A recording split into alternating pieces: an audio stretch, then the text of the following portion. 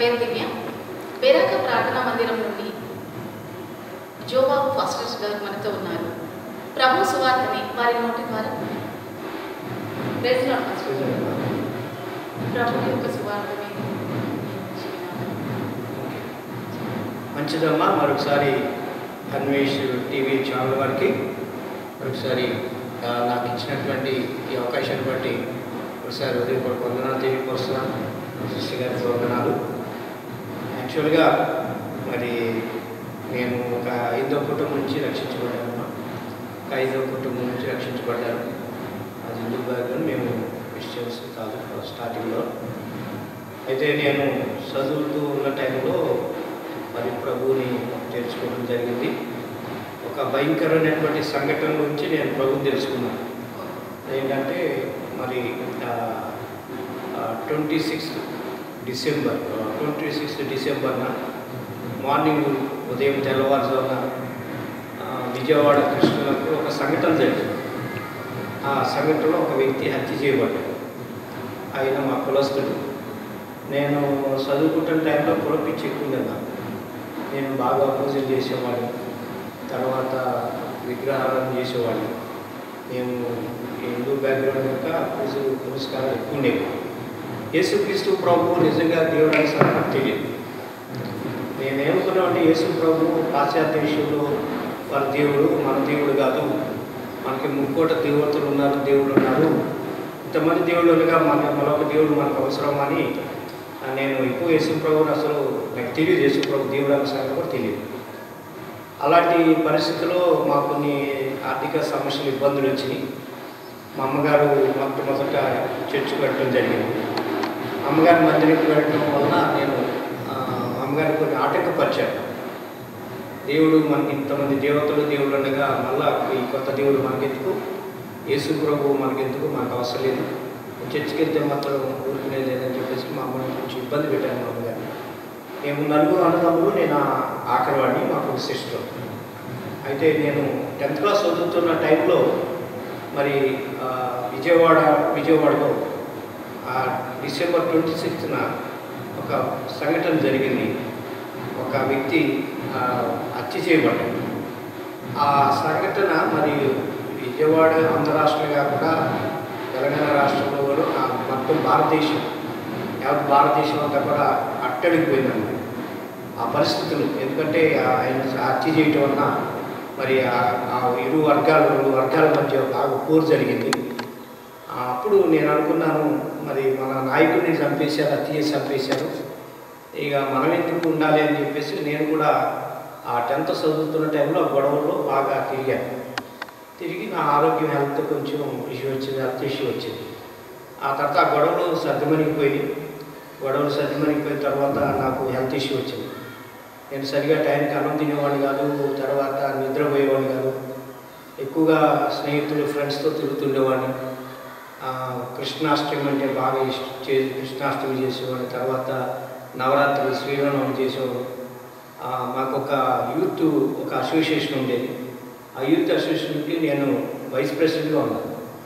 ఇలా ఉంటున్న టైంలో ఈ సంఘటన జరిగిన తర్వాత కొన్ని దినాలు ఆహారం లేకుండా అలాగూ ఉంటూ ఉండేవాడిని.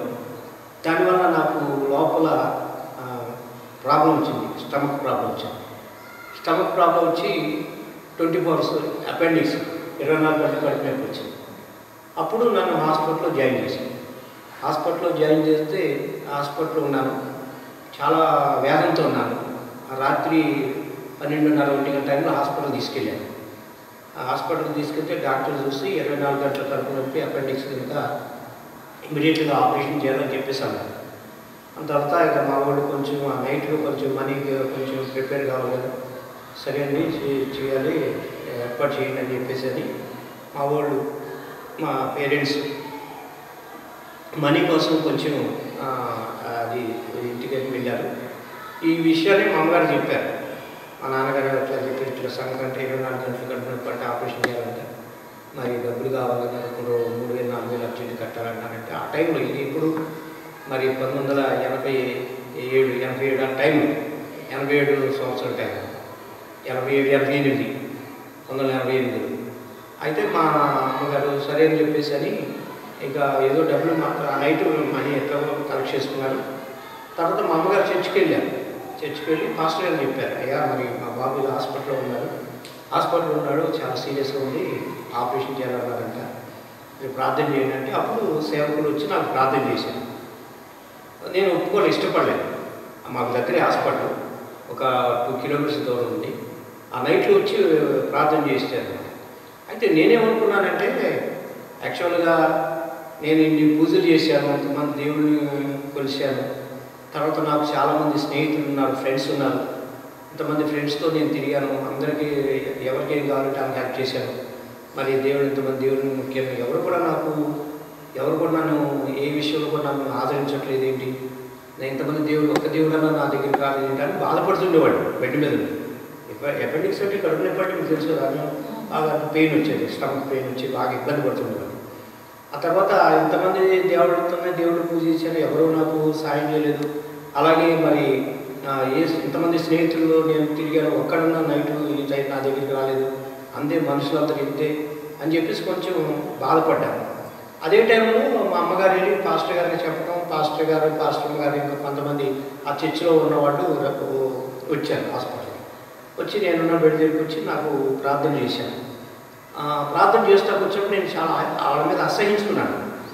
వీళ్ళేంటి నాకు వచ్చి ప్రార్థన చేస్తే బాగుపడతాం ఏంటి, మరి నేను స్వస్థపడటం ఏంటి, వీళ్ళు వచ్చి బాగు చేస్తే నాకు బాగుపడితే ఇక డాక్టర్లు ఎందుకు, హాస్పిటల్ ఎందుకు, ఇదంతా ఇదంతా ఒక మత ప్రచారం వీళ్ళు చేసుకుంటున్నారు వీళ్ళు అనేసి కొంచెం రకంగా వచ్చి వాళ్ళ మీద ఆయాసపడ్డాను.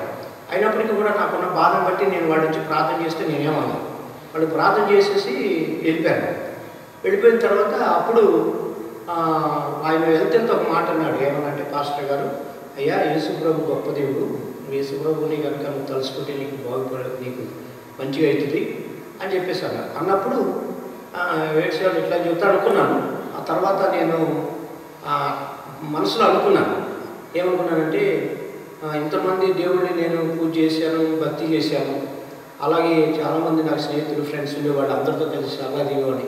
ఈ పరిస్థితులు ఎవరు కూడా నా దగ్గర రాలేదు.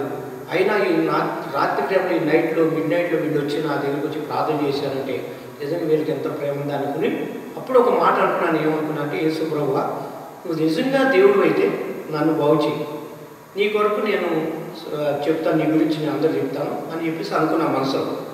అనుకున్నప్పుడు బెడ్ మీద ఉన్నాను. అప్పటికే నాకు ఏమన్నారంటే అదేమంటారు మత్తు సినిమా చేసేసారు, ఆపరేషన్ రెడీ చేసేసారు. నన్ను స్ట్రక్చర్ మీద పడుకోబెట్టేసి ఒక రూమ్లో తీసుకెళ్ళిపోయాను. తీసుకెళ్తే అక్కడ నేను స్ట్రక్చర్ మీద పడుకున్నాను, మత్తులో ఉంటుంటే అనుకున్నాను నేను అని, యేసు ప్రభువా నువ్వు నిజంగా దేవుడు అయితే నన్ను బాగు చేయండి, నాకు స్వస్థత కదా, నేను నీ గురించి చెప్తానని చెప్పేసి అన్నప్పుడు ఏవైతే రూమ్లో ఉన్నానో, బెడ్రూమ్లో ఉన్నాను, ఆ రూమ్లో ఉన్నాను హాస్పిటల్లో. ఆ రూమ్లో మరి మూల కార్నర్ ఆ స్టెప్స్ డూప్లెస్ హౌస్కి ఎలాగైతే స్టెప్స్ ఉంటాయో అలా స్టెప్స్ ఉన్నాయి. ఆ స్టెప్స్ మీద నుంచి ఒక ఆయన దిగి వస్తున్నాడు, తెల్లటి వస్త్రాలు వేసుకున్నాడు, డాక్టర్ లాగా చాలా మంచి ఆజానుభావుడు, మంచి వైట్ ఉన్నాడు, చాలా తెల్ల బట్టలు వేసుకున్నాడు. ఆయన మెడలో సెతస్కోప్ పట్టుకొని చేతిలో బాల్ పెన్ పట్టుకొని ఇలా ఇట్లా టిక్ కొట్టుకుంటా ఆయన దిగుతున్నాడు. ఆయన వెనకాల కొంతమంది సిస్టర్స్, వాళ్ళు కూడా వైట్ డ్రెస్ వేసుకున్నారు కానీ నర్సుల్లాగా లేరు, వాళ్ళొక విచిత్రంగా ఉన్నారు. నాకు అర్థం కాలేదు, వీళ్ళు డాక్టర్ నా దగ్గరికి వస్తున్నారు ఏంటి, వీళ్ళు నా దగ్గరికి వస్తున్నారు, నాకు ఆపరేషన్ చేస్తారా ఏంటి ఇప్పుడు అని భయపడుతున్నాను. మళ్ళీ ఏమనిపిస్తుందంటే, అరే ఆయన ముఖంలో ఎంత తేజస్సుంది, ఆయన ముఖంలో ఎంత కలుంది, ఆయన నా దగ్గరికి వస్తే బాగుండు అని మళ్ళీ మనసులో అనుకుంటాను. అలా అనుకుంటానని ఆయన నా దగ్గరికి వచ్చి అలా స్ట్రక్చర్ మీద ఉన్న నన్ను ఎలా పట్ట మీద చేసి అలా చూస్తూ నిగురుతూ అలా అంటూ నా కళ్ళు నీళ్ళు కాడుతుంటే ఇట్లని, బాబు నీకేం కాదు మంచిగా అయిపోతుంది అని చెప్పేసి నన్ను ఇలా చేతి ఇలా అని చెప్పేసి వెళ్ళిపోతున్నాడు. ఇక వెనక నవ్వుకుంటూ వెళ్ళిపోతే ఇట్లా వెనక అంటున్నారు, పైకి మళ్ళీ స్టెప్స్ ఎక్కేస్తున్నారు. సిస్టర్స్ కూడా వాళ్ళు కూడా ఎక్కేస్తున్నారు. అప్పుడు నేనేమనుకున్నాను, అరే ఆయన వెళ్ళిపోతున్నాడు, ఇంకో కొంచెం నా దగ్గర ఉంటే బాగుండు. ఫస్ట్ టైం భయపడ్డాను, నాకు ఆపరేషన్ చేస్తే వస్తున్నాడో అనుకున్నాను. తర్వాత ఏమో ఆయన నా దగ్గర ఉంటే బాగుండు, నాతో ఉంటే బాగుండు కొద్దిసేపు అనిపించింది. అలా అనుకుంటుంటే ఆయన అలాగే స్టెప్స్కి పైకి వెళ్ళిపోయారు. కనపడకుండా వాళ్ళు ఇక ఎప్పుడైతే వాళ్ళు కనపడకుండా అయిపోయిందో ఈ ఈ ల్యాంపులు ఈరోజున ల్యాంపులు ఎంత వెళ్తే ఫోకస్ వస్తుందో అటువంటి ఫోకస్ ఒక్కసారి నేను మొక్కను కొట్టేసి మొక్కను కొట్టేటప్పటికి ఒక్కసారి ఉలికిబడి వేసేది వెళ్తుగా ఆ యొక్క ఆ ఫోకస్ వెళ్తుంది చూస్తే ఏం లేదు ఏంటి నాకు ఇల్లు కావచ్చింది ఏంటి అని చెప్పేసి గబ్బుకు నా స్ట్రక్చర్ నుంచి నిమ్మల కింద దిగారు. అప్పుడు వెంటనే సిస్టర్స్ అక్కడ నైట్ కదా వాడుకోవడానికి అట్లా పడుకుని ఉన్నారు. ఇక తెల్లారి 3 గంటలకు ఆపరేషన్ చేస్తా ఉన్నారు. ఇక వాళ్ళు ఏం చేశారంటే గబ్బులు వేసి వారి పరిగెత్తుకు నన్ను పట్టుకున్నారు. బాబు ఎక్కడికి వెళ్తున్నావు అంటే నేను బయటకు వెళ్ళాలి. బయటకు ఎందుకు వెళ్తున్నావు అని చెప్పేసి ఆగాము కూర్చొని నువ్వు నీకు మత్తు ఇంజక్షన్ ఇచ్చా నువ్వు పడిపోతావు నీకు వాష్రూమ్కి వెళ్ళాలంటే ఇద్దరు నేను తీసుకెళ్తాను కదా అని చెప్పేసి అక్కడ వాష్రూమ్ జరిగింది కదా నేను ఇంటికి వెళ్ళిపోవాలన్నాను. ఆ తర్వాత కొంచెం డిస్కషన్ జరిగింది. తర్వాత డాక్టర్ గారు కూడా పిలిచారు. డాక్టర్ గారు వచ్చారు. డాక్టర్ గారు వచ్చి చూశారు. ఇలా మా వాళ్ళు కూడా పిలిచారు. తర్వాత డిస్కషన్ జరిగింది కొంచెం. అయితే ఏం జరిగిందంటే మొదట ఉన్నటువంటి రిపోర్ట్కి మళ్ళా తర్వాత నేను ఇలా చెప్తున్నప్పుడు మళ్ళీ నన్ను టెస్ట్ చేశాను. మళ్ళీ స్కాన్ చేశాను. ఎక్స్రే చేసి స్కాన్ చేశాను. సెకండ్ రిపోర్ట్కి చాలా తేడా వచ్చేసి ఫస్ట్ ఏమో అపెండిక్స్ ఉన్నట్లుగా ఇమీడియట్గా ఆపరేషన్ చేయాలని వచ్చింది. సెకండ్ టైం మళ్ళీ టెస్ట్ చేసి స్కానింగ్ చేసి ఎక్స్రే తీసినప్పుడు మళ్ళీ రెండో దాంట్లో ఏం లేదు నార్మల్గా ఉంది. నన్ను కూర్చోబెట్టాడు ఇలా డాక్టర్ లోపల ఉన్నారు గ్లాసులు ఉన్నాయి. డాక్టర్తో మా వాడు మాట్లాడుతున్నారు. ఆయన మొక్కలో నేను చూశాను డాక్టర్ గారి మొక్కలో ఆయన ఆశ్చర్యపోతున్నట్లు అనిపించినాను. ఏంట ఆశ్చర్యపోతుంది ఇట్లా ఆశ్చర్యపోతున్నాడు. ఆ తర్వాత వాళ్ళు అడిగారు మా వాళ్ళని అడిగాను అడిగితే వాళ్ళకు కాదని ఇక మొత్తానికి నా దగ్గరికి వచ్చాను. వచ్చి బాబు నేను మార్నింగ్ పంపిస్తాను ఏం టెన్షన్ నీకు ఆపరేషన్ ఏమి ఆపరేషన్ అని భయపడుతున్నాను నీకేం ఆపరేషన్ అని నేను పంపిస్తాను అంటే నేను మార్నింగ్ అంటే లేదండి నేను వెళ్ళిపోవాలి. కొంచెం ప్రాబ్లం జరిగింది. ఆ తర్వాత నన్ను సరే డిశ్చార్జ్ చేసేసాను. అన్ని సంతకాలు పెట్టి ఇచ్చేసుకున్నాను. అది ఇంటికి తీసుకెళ్తున్నాను. ఎప్పుడు నేను చర్చికి అసలు చర్చ్ సైడ్ ఎప్పుడు వెళ్ళేవాడు కాదు. ఎప్పుడన్నా వెళ్తే గొడవలకి వెళ్ళేవాడు. చర్చి మీద గొడవలకి వెళ్ళేవాడు. నేను ఇంకా కొంతమంది యవనస్తులు ఉండేవాడు. మేమందరం కలిసి పొల్యూషన్ సౌండ్ ఎక్కువైపోయింది మత ప్రచారం చేస్తున్నాను ఈ చర్చి అట్లాగానే ఇక్కడి నుంచి తీపిచ్చేయాలని కుర్రోళ్ళు అందరూ కలిసి వాళ్ళతో ఏం పడేవాడు. అంతేగాని ఎప్పుడు కూడా నేను చర్చి కానీ ఆ చర్చి గుర్తాను. అయితే ఆ చర్చి కరెక్ట్గా చర్చి దగ్గరకు వచ్చేటప్పటికి మా అన్నయ్య బండి నడుపుతున్నాడు. వెనకాల నేను కూర్చొని స్కూటీ అని కూర్చొని అన్నయ్య కొంచెం బండి ఆపుతారా అంటే ఆపాడు. వెంటనే ఆ బండి దిగి చర్చి కడుపు పరిగింది.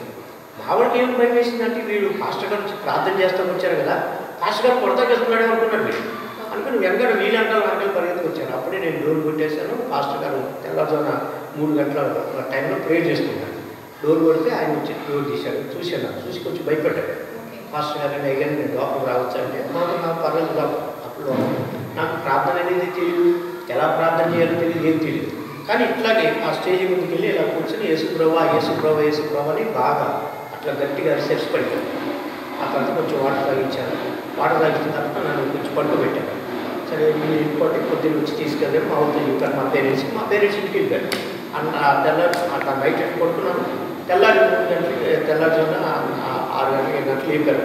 మామూలుగా టిఫిన్ చేశాను. టిఫిన్ తీసుకొచ్చి టిఫిన్ చేసిన తర్వాత అప్పుడు పాస్టర్ గారు వచ్చి బాబు ఏమైంది నీకు చెప్పు ఏమి జరిగిందంటే అప్పుడు నేను జరిగిన విషయం చెప్పాను. చెప్పి నేనేమన్నానంటే మాకు ఈ యేసుప్రభు నాకు ఈ దేవుడు కాదు. నేను హాస్పిటల్లో చూసిన వ్యక్తి నేను చూడాలి. హాస్పిటల్లో ఏ వ్యక్తిని అయితే చూశానో ఆ వ్యక్తిని చూడాలి. ఈ గోడ మీద ఫోటో ఉంది కదా ఈ జుల్ఫాలు జుట్టు వేసుకుని తర్వాత దానిలో ఒక అంగి వేసుకుని కళ్ళు చున్ని వేసుకుని చేతిలో ఒక గొడిపలు పట్టుకుని చేతిలో కొరికి పట్టుకునే వ్యక్తిగా నాకు అవసరం. నాకు అవసరం. ఈయన్ని నేను చూడాలి. నేను హాస్పిటల్లో చూసిన వ్యక్తి వేరే ఆయన నేను మళ్ళీ చూడాలి. ఆయన నాకు మళ్ళీ చూడాలనిపిస్తున్నాను. అప్పుడు పాస్టర్ గారు ఏమన్నారంటే చూతిగాని బాబు నేను చూపిస్తాను చూతిగాని ఖచ్చితంగా చూస్తాను అయితే నేను చెప్పినట్టు చేయాలి ఇది ఏం చేయకుండా చేస్తాను నాకు ఆ వ్యక్తి కనపడాలి అంటే అప్పుడు ఆయన చెప్పారు.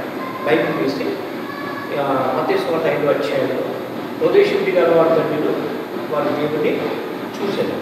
ఈ మాట చూపించాను. 2 పేతురు రాసిన పత్రికలో రాశాను. పరిశుద్ధత లేకుండా ఎవరు కూడా ప్రభుని చూడలేదు. ఈ 2 మాటలు చెప్పారు. నాకు అర్థం కాలేదు. మళ్ళీ నేను ఏంటంటే ఇలా సంగతి చెప్పాను. అయితే మరి ఏం చేయాలంటే దేవుడు పరిశుద్ధుడు. ఆయన ఎవరు కూడా ఎప్పుడు ఎప్పుడు కూడా చూడలేదు, ఎవరు ఏ నడు చూచుంటలేదు, బైబిల్లో రాయకుండా ఆయన అప్పుడు చెప్పారు, అంత వాక్యం తెలియదు అప్పుడు. కానీ తిమోతి రాసిన పత్రికలో ఉంది కదా, ఆ సమీపింపలాంటి తేజస్సును వస్తుంది, ఆడు మాత్రం వస్తుంది, ఎవరు కూడా చూడలేదు. ఆ మాట తర్వాత నాకు తర్వాత చదివినప్పుడు తెలిసింది. కాబట్టి నువ్వు చూడాలంటే ఆయన చూడాలంటే ఆపేన మానవుడు పరిశుద్ధుని దేవుడిని చూడలేడు. పరిశుద్ధులైన దేవుడిని చూడాలంటే మనం కూడా పరిశుద్ధులు కావాలని చెప్పేసి ఆయన చెప్పడం జరిగింది. అప్పుడు మరి ఏం చేయాలంటే నువ్వు పాపి కనుక నీ పాపం ఒప్పుకోవాలి. అప్పుడు నేననుకున్నా నేనేం పాపం చేశాను, నేను ఎప్పుడు పాపం చేయలేదు కదా, నేను భక్తి చేసేవాడిని, పూజలు చేసేవాడిని, నేను ఎవరిని సొమ్ము ఆశించలేదు, దొంగతనం చేయలేదు, ఎలాంటి పాపం చేయలేదు, తాగుడు అలవాటు లేక సినిమా చూసేవాడు. సినిమాలు అంటే బాగా ఇష్టం. అందులో చిరంజీవి సినిమా అంటే బాగా ఇష్టం, చిరంజీవి అంటే బాగా ఇష్టం. ఖైదీ వచ్చేసి 18 సార్లు చూసాను. ఖైదీ సినిమా 18 సార్లు చూసాను. ఖైదీ సినిమా అంటే చిరంజీవి అంటే బాగా ఇష్టం. అట్లా నేను సినిమాలు చూసాను తప్ప నాకు వేరే అలవాట్లు ఏం లేవు. ఎవరు ద్వేషించిన కానీ చాలా భక్తితో ఉన్నా, నేను పూజలు చేశాను, అన్నీ చేశాను. మా అమ్మగారు గురుమంత్రం తీసుకుని ఫస్ట్ గురుమంత్రం తీసుకుని అన్ని పూజలు చేసి వంటలు చేసేది. అట్లా చేసి ఇలా నేనేం పాపం చేశాను, నేనేంటాడంటే లేదయ్యా, ప్రతి మనిషి కూడా మానవుడు జన్మ కర్మ పాపము మానవుడిని, మనిషి పుట్టుకతోనే పాపంతో పుట్టాడు, అలాగే చెప్పేసి ఆయన కొన్ని వచనాలు తీసుకుని చూపించాను. అప్పుడు సరేనని చెప్పేసి నేను ఇక దేవుడి సన్నిధిలో ప్రార్థన చేసుకుంటున్నా, ప్రభువా నేను పాపిని, నీవు పరిశుద్ధుడు, నాకు కనబడాలి, దర్శనం ఇవ్వాలి, నీ మాట నాకు నేను వినాలి, నీ స్వరం వినాలని చెప్పేసి నేను దేవుడి సన్నిధిలో ప్రార్థన చేశాను. ఎప్పుడైతే ప్రార్థన చేశానో అప్పుడు దేవుడు నన్ను దర్శించాడు, వాక్యం ద్వారా దర్శించాడు. కొన్ని కళలు వచ్చినాయి, కొన్ని దర్శనాలు వచ్చినాయి. అట్లా నాకు అప్పుడు తెలియదు కదా, ఈ కళలు వచ్చినాయి నుంచి ఏమి వచ్చినాయని అడుగుతాడు పాస్టర్ గారు, ఏమి దేవుడితో మాట్లాడారు ఇలా చెప్తున్నాడు. ఆ తర్వాత నాకు ఎప్పుడైతే ఈ విషయం తెలిసి ఇట్లా ప్రార్థన చేసుకున్నానో నా హృదయమైనటువంటి భారంతో పోయింది. అప్పుడు 2-3 రోజులు చర్చిలో ప్రార్థన చేసుకున్నాను. చర్చిలో ప్రార్థన చేసుకున్నాక ఒక మనసులో ఒక ప్రశాంతత అనేది కలిగింది, హృదయంలో నెమ్మది కలిగింది. నేను అంత స్నేహితులు ఫ్రెండ్స్తో ఉన్నప్పుడు సంతోషం కంటే నాకు అధికమైన సంతోషం కలిగింది, ఒక రకమైన హ్యాపీ. ఇక అప్పుడు నేను అనుకున్నాను, ఇక ప్రభా నేను నీ కొరకే బ్రతుకుతాను, నీ కొరకే జీవిస్తాను తీర్మానం చేసుకున్నాను. ఆ తర్వాత ఇంటికి వెళ్ళిపోయాను, ట్రైన్లో ఇంటికి వెళ్ళిపోయాను. నేను ఐటీఎస్ చదువుతాను, ఐటీ ఫిట్టర్ చదువుతాను. ఇంకా 2 years కంప్లీట్ చేసేసాను. ఒక తర్వాత నేను 1999లో బాప్టిజం తీసుకున్నాను. 1999లో బాప్టిజం తీసుకున్నాను. బాప్టిజం తీసుకుని ఆ తర్వాత అక్కడే మరి ఐటీ అయిపోయిన తర్వాత 19 హైదరాబాద్ వచ్చేసాను. 1990 హైదరాబాద్ వచ్చేసాను. హైదరాబాద్ వచ్చేసి హైదరాబాద్లో నేను ఒకటిలో ఉండేవాడు, హౌసింగ్ రోడ్ కాదు, బాల్నగర్లో ఉంటాను. బాల్నగర్లో ఉన్నప్పుడు ఇక్కడికి వచ్చి జాబ్ చేస్తున్నాను. శిల్ప ఇంజనీరింగ్ ఇంజనీరింగ్ కంపెనీలో జాబ్ చేస్తున్నాను. అలా జాబ్ చేస్తున్నప్పుడు నాకు ఒక ఫ్రెండ్ అక్కడ కలిసి ఆ ఫ్రెండ్ బ్రదర్ ఇద్దరు కలిసి మీరు క్రైస్తవులంతా ఉన్నట్టు. అప్పుడు మీరు ఎక్కడికి వెళ్తారు బ్రదర్ అంటే నేను ఇట్లా బ్రతులు అంటే నాకు చేశాను సావాసం ఇలా నా సంగతి నా సాక్ష్యం ఎంతో పంచుకున్నాను. బ్రదర్ మీ సాక్ష్యం బాగుంది, ఒకసారి మా మాస్టర్ గారు తీసుకెళ్తానని. అప్పుడు KPHB college MIG 5 years master ఏసుపాదం గారని బెరాకా ప్రార్థన, అప్పుడు ఫెయిత్ హోమ్ అంటే అక్కడికి తీసుకొచ్చి నన్ను పరిచయం చేశాను. అతని పేరు బ్రదర్ ప్రకాష్ అది తీసుకొచ్చి ఇద్దరు ఒకే కంపెనీలో చేసాము. ఇద్దరు ఒకే కంపెనీ చేయడం మా పరిచయం బట్టి కలుసుకుంటూ దేవుడి గురించి మాట్లాడడం. ఆయన సెక్షన్ మాది సెక్షన్. సరే అప్పుడు లంచ్ టైం కలుసుకున్నాను. ఇక నన్ను తీసుకుని ఒకసారి చూసి పరిచయం చేశాను. ఇక పరిచయం చేస్తే ఇక అప్పుడు నేను అక్కడ ఉండేవాడిని, ఇక్కడ బాలనగర్లో రెంట్కి ఉండేవాడిని. అక్కడి నుంచి ఇక్కడ కేపీహెచ్పి రెంట్కి వచ్చేసాను. రెంట్కి వచ్చేసి ఇక్కడ జాబ్ చేసుకుంటాను, ఈ బ్రదర్తో కలిసి ఉండేవాడిని. అలా కలుస్తూ మరి చర్చికి వెళ్తూ ఉండేవాడిని, వాకి వింటూ ఉండేవాడిని. ఆ తర్వాత యేసుపాదం గారు, ప్రభాతి యేసుపాదం గారు వాళ్ళు చూసినప్పుడు వాడి యొక్క ప్రేమను చూసి నిజంగా దేవుడి కుటుంబం అంటే ఎలా ఉంటుందా, దేవుడు వాక్యం నాకు అంతగా తెలియదు ఊళ్ళో, ఎందుకంటే మా మాస్టర్ నాకు అంత చదువు లేదు. ఇక్కడికి వచ్చిన తర్వాత నేను వాక్యం బాగా తెలుసుకున్నాను. వాక్యం ఎంత మధురం ఉందా, నిజంగా వాక్యం ఎంత సత్యం ఉందా, నిజంగా యేసు ప్రభు ఎంత గొప్ప సంగతి ఉందా అని చెప్పేసి అప్పుడు నేను ఇంకా బాగా ప్రభుని తెలుసుకోవడం జరిగింది. ప్రభుని తెలుసుకుని 90 నుంచి 94 వరకు జాబ్ చేశాను. 94 వరకు అంటే ఐటీడబ్ల్యూసీలో జాబ్ వచ్చింది. ఐటీడబ్ల్యూసీలో ఇలాంటి జాబ్ వచ్చింది. ఆ జాబ్ చేస్తుండగానే 94లో ప్రభు నాతో మాట్లాడారు. దైవజనురాలు ప్రభావతి యేసుపాదమ్మ గారు వారి ద్వారా ఒక ప్రవచనం ద్వారా మాట్లాడారు. ఈ ప్రాంతానికి బొల్లారం ప్రాంతానికి వెళ్ళాలి. అప్పుడు నేను తీర్మానం చేసుకున్నాను. ఆమె ఒక ప్రవచనం ద్వారా చెప్పారు. ఎందుకంటే నేను జాబ్ చేస్తూ ఐటీడబ్ల్యూసీలో జాబ్ చేస్తూ వారి దగ్గరికి వచ్చి ఇంట్లో పరిచయం చేస్తుండేవాడు. పరిచయం చేస్తుండేవాడు. నేను మళ్ళీ నా రూమ్కి వెళ్ళిపోతూ ఉన్నాను. అంటే చర్చిలో పరిచర్య, ఇంట్లో పరిచయం అంతా చేస్తూ ఉంటాను. వాళ్ళ ఇంట్లో ఒక వ్యక్తిగా నేను ఒక పర్సన్గా ఉండేవాడిని. ఇక నాకు ఇక ప్రపంచం తెలియదు. ఇక చర్చే ప్రపంచం అన్నట్టు ఉండేది. ఇక నేను లోకంలో ఇక నాకు దేనేది సంతోషం లేదు. ఎందుకంటే ప్రభు నన్ను బ్రతికించాను. ప్రభు నాతో మాట్లాడాను. వాక్యం ద్వారా నన్ను దర్శించాను. నిజంగా ప్రభులు ఇంత గొప్పతనం ఉందా అని చెప్పేసి నేను అనుకున్నాను. అంటే నేను ఇంకా కొన్ని చెప్పలేదు, టైం అయిపోతుందని నేను త్వరగా ఫాస్ట్గా చెప్పేస్తున్నాను.